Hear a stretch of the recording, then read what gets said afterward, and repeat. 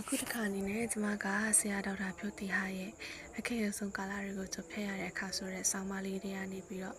ဆရာကဒီကာလတွေကိုဘယ်လိုကြုံဖျက်ရမလဲကြုံဖျက်ဖို့အတွက်ပေါ့နော်အချက်ကလေးကိုချက်ကိုသူကမိမောင်းထိုးပြီးတော့သူကပြပြထားတယ်ပေါ့နော်ဒီချက်တွေပေါ်မှာအခြေခံပြီးတော့ကျမအနေနဲ့ကျမရဲ့ကိုပိုင်ပေါ့နော်အမြင်တွေနဲ့ဆွေးနွေးပြီးတော့ပြောပြပြီးသွားမှာပေါ့နော်ပထမဆုံးတစ်ချက်ကကိုယ်မှာရှိတာတွေကိုအာရုံစိုက်ရမယ်ပေါ့နော်အာရုံစိုက်ပါလို့ဆရာပြောထားတယ်ဒုတိယတစ်ချက်ကကြတော့အတိတ်နဲ့အနာဂတ်ဟာတတ်တတ်စီပဲဆိုတာကိုတတိပြုရမယ်လို့ဆရာမိမောင်းထိုးပြီးတော့ပြောထားတယ်ပေါ့နော်ဟုတ်ပါတယ်ကျမတို့ကခက်ခဲတဲ့ကာလတွေကိုရင်ဆိုင်ရတဲ့အခါတိုင်းမှာကိုယ်မှာရှိတာတွေကိုမေ့တတ်ကြတယ်ပေါ့နော်ပြီးလို့ရှိရင်လည်းအတိတ်မှာပဲအမြဲတမ်းနှိမ့်မြုပ်နေပြီးတော့အတိတ်ကကိုအဆင်ပြေခဲ့တာတွေကိုပဲကိုကတတိထားမိမလားတော့မသိဘူးအဲ့လိုမျိုးခက်ခဲတဲ့ကာလတွေကိုကိုကြုံရတဲ့ခါကြလို့ရှိရင်အတိတ်ကအဆင်မပြေမှုတွေကိုမေ့သွားကြတယ်အတိတ်ကအဆင်ပြေတဲ့ဟာတွေကိုပဲပြန်တွေးပြီးတော့တန်းတရတယ်ပေါ့နော်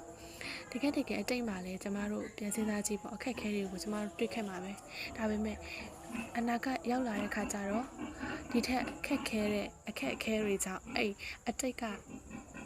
ခက်ခဲခဲ့တဲ့အရာတွေကိုမေ့ပြီးတော့အတိတ်မှာကိုအဆင်ပြေခဲ့တဲ့ဟာတွေကိုပဲသတိရသွားတာဆိုတော့ကျမတို့အနေနဲ့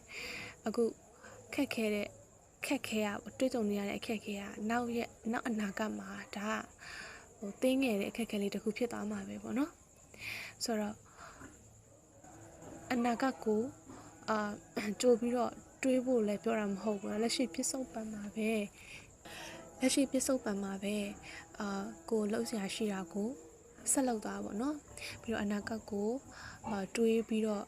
စိတ်ကူးရင်တာမျိုးကောင်းသည်ဖြစ်စေမကောင်းသည်ဖြစ်စေပေါ့နော်တွေးပြီးတော့ပူနေတာမျိုးဆိုတာကလည်း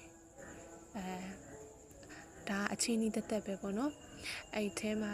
ဆရာကနံပါတ်6ချက်အနေနဲ့မဖြစ်သေးတာကိုတွေးပူခြင်းကနှစ်ခါရှုံးစေတဲ့အဲ့ဒါက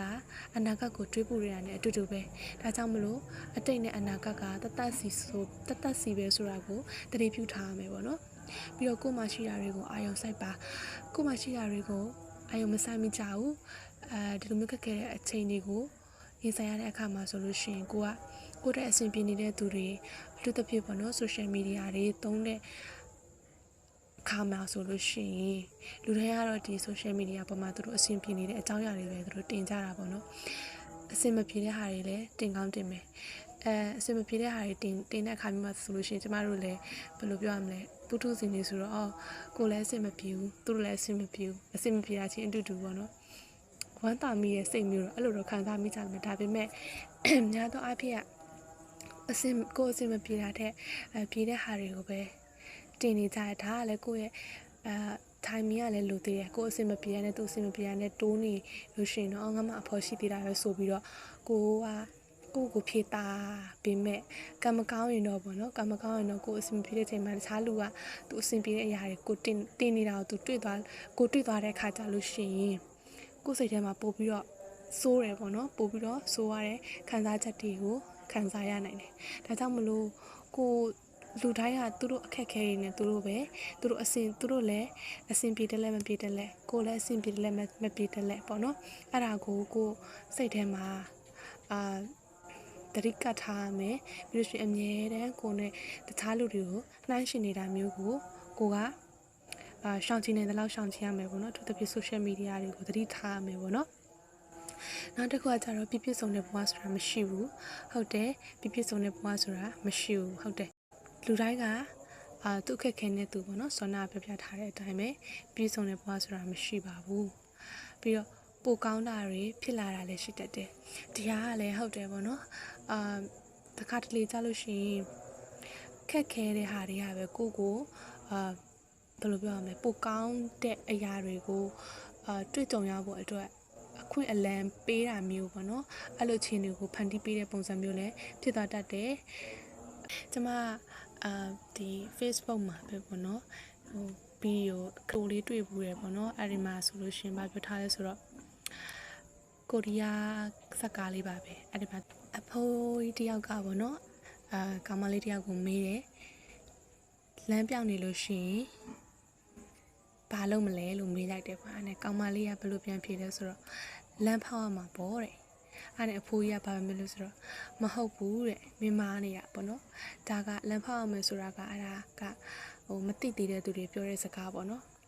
လမ်းမားနေလို့ရှိရင်လမ်းပြောင်းနေလို့ရှိရင်ကိုလှုပ်တဲ့အလုပ်ကိုပဲဆက်လုပ်ပါတဲ့လမ်းဖောက်เสียမလို့ကိုလုံးနေကြအလုပ်ကိုပဲဒီဇိုင်းမမတ်လုပ်သွားမင်းလှုပ်ရင်နဲ့အနာဂတ်တစ်ချိန်မှာမင်းအောင်မြင်လာတဲ့ခါကျလို့ရှိရင်မင်းလှုပ်တဲ့ဒီလမ်းကိုသူတို့တွေကလမ်းလို့ပြောကြလိမ့်မယ်တဲ့ဘလောက်ပဲခက်ခဲနေပါစေပြိုလဲနေပါစေပေါ့နော်ပြစ္ဆုတ်ပံမှာပဲအာရုံစိုက်ပြီးတော့ကိုလက်ရှိကိုနဲ့အနီးဆုံးအလုပ်တစ်ခုပေါ့နော်ကိုနဲ့အနီးဆက်ဆုံးအရာတစ်ခုကိုဒီဇိုင်းမမတ်လုပ်သွားပါပြီးလို့ရှိရင်တခါတလေလဲပြိုခွင့်ပေးပါအမြဲတမ်းလူကတန်မာနေစရာမလိုဘူးပေါ့နော်ပြိုလဲလို့ရတယ်ငိုချင်ငိုချလိုက်စိုးချင်စိုးချလိုက်ပေါ့နော်ကိုယ့်ရဲ့စိတ်ကိုလုံးဝပေါ့ပါသွားစေမဲ့ realization တစ်ခုကိုလုပ်လိုက်ပေါ့နော်ဥပမာအတန်ကြီးអော်လိုက်တာပဲဖြစ်ဖြစ်ခွင့်ယူပြီးတော့လုံးဝအနားယူလိုက်တာပဲဖြစ်ဖြစ်social media လုံးဝပိတ်ချပြီးတော့ကိုလှုပ်ချင်တဲ့အရာတစ်ခုခုပေါ့နော်ကလတ်သွားမယ်ဆိုလို့ရှိရင်လည်းအဲ့လိုမျိုးပျော်ပြစ်လိုက်ပေါ့နော်အဲ့လိုမျိုးလုံးဝကိုပြိုလဲခွင့်ပေးလိုက်ပေါ့နော်ကိ